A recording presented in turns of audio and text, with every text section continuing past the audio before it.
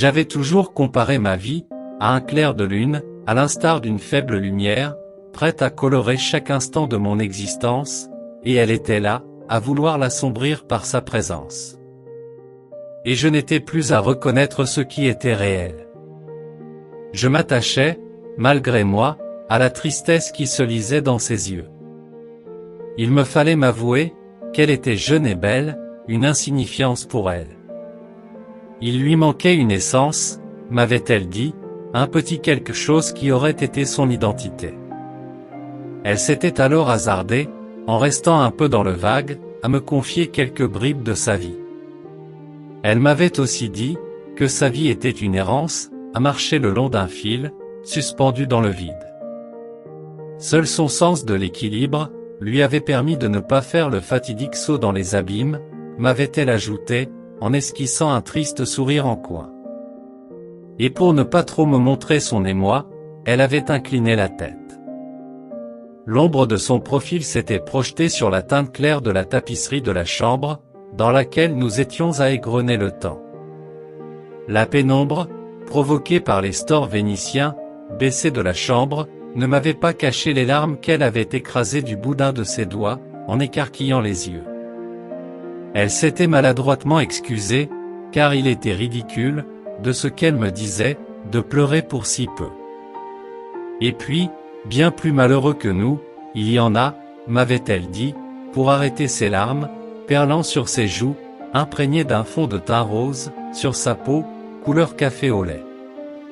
Elle faisait allusion à la surprenante tournure des événements, et funeste à la fois, lors de la soirée dansante de la veille, de notre amicale, le Madou, fêtant le premier anniversaire de son existence.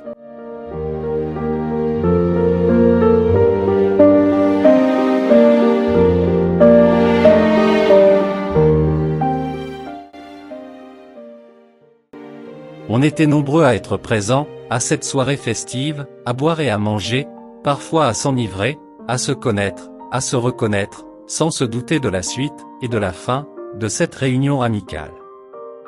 On était davantage obsédés, par la bonne tenue de nos apparences, et pour être à la hauteur, à ne surtout pas se montrer d'un genre trop golbeau. La réputation de tout un chacun, étant en jeu, nous nous étions accoutrés de nos plus beaux habits, plus ou moins extravagants, frisant parfois le ridicule, mais, animés du souci, de se faire remarquer, sans pour autant être remarquables. Nous arborions des coupes afro, plus ou moins réussies, à la manière d'Angela Davis.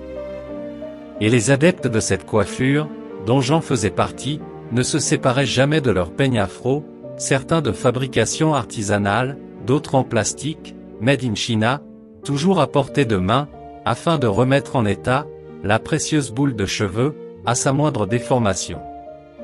Tous n'avaient pas cette chance, car leurs cheveux avaient du mal à pousser de façon uniforme, malgré tous les shampoings, à l'huile de coco, qu'ils s'évertuaient à appliquer sur leur crâne, avec soin et en abondance.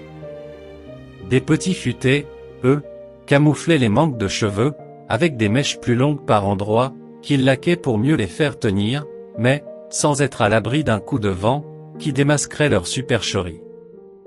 Les moins chanceux, menacés par une calvitie précoce, optaient pour la Yule, la boule à zéro, qui brillait à l'instar d'un boulet de canon, à croire qu'ils astiquaient leur crâne à l'océdar. Et tout ce beau monde se confondait dans le décor de l'époque. C'était la mode, on la suivait.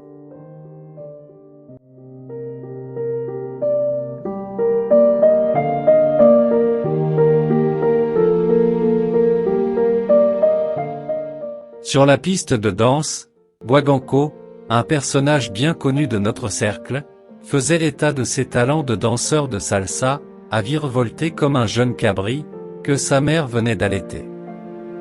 C'était un passionné de ce genre musical, à en être imprégné jusqu'à la moelle, au point d'être capable, comme un maître de conférence, durant des heures entières, de vous citer et de parler, de tous les musiciens et chanteurs, qui excellaient dans ce milieu. Sa préférence se portait bien plus sur les chanteurs cubains, avec un petit faible particulier pour Celia Cruz, et pour le groupe Buena Vista de Compe Segundo. D'ailleurs, son surnom lui avait été affublé à cause de sa folle passion pour cette musique latino-américaine. Et quand il dansait, on sentait Guaguancó dans une autre dimension, dans son monde à lui, tout à lui. Et c'était sur le rythme de Quítate Tú, une des chansons en vogue du dernier album de Fania All Star, une partition de musique interminable, qu'il nous avait fait sa formidable démonstration. Et il était ailleurs. Ses pas de danse épousaient parfaitement les plaintes effilées des cuivres de l'orchestration, ainsi que le râle roulant de la conga.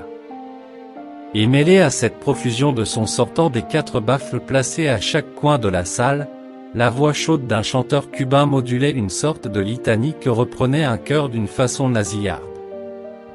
Il marquait parfois un pas, obéissant à l'injonction d'une trompette, se cabrant légèrement, puis repartait en tournoyant sur la pointe des pieds, les bras levés, ce qui donnait plus de volume à ses rondes fesses moulées dans son pantalon en alpaga fait sur mesure, aimait-il à préciser.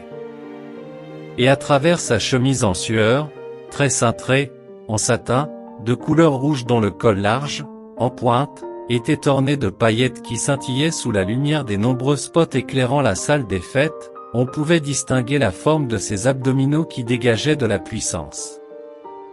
Par moments, sur un brusque changement de rythme, il fouettait l'air avec l'une des jambes de son pantalon patte d'éléphant, qui le gainait jusqu'au nombril, une taille haute comme en portait James Brown, le « Mr Dynamite » de la soul. Puis, à se contorsionner comme un anoli, remontant le tronc rugueux d'un arbre à pin, on devinait toute la vigueur de son corps en ébène. Ses épaules, quant à elles, étaient de la largeur d'un buffet, tout autant que son torse qu'il bombait par intervalles dans des convulsions frénétiques. Et sur une dernière note, celle du piano électrique, après nous avoir fait une dernière démonstration de son savoir-faire en matière de pirouette, dans un geste ample, Guaguancó s'était figé dans une position, tel un danseur de flamenco. Il avait attendu quelques secondes avant de reprendre son souffle et son naturel lourdeau, fier de lui, sous les acclamations nourries de tous ses admirateurs qui avaient formé un cercle autour de lui lors de sa somptueuse prestation. Une ferveur de courte durée, car elle avait été interrompue par Paul André, notre président nommé à vie de l'association, car aucun de nous ne se voyant prendre sa succession au sein du comité directeur de notre amicale. Et nous voilà à vivre l'un des épisodes shakespeariens du déroulement de la soirée, ce à quoi on ne s'attendait vraiment pas.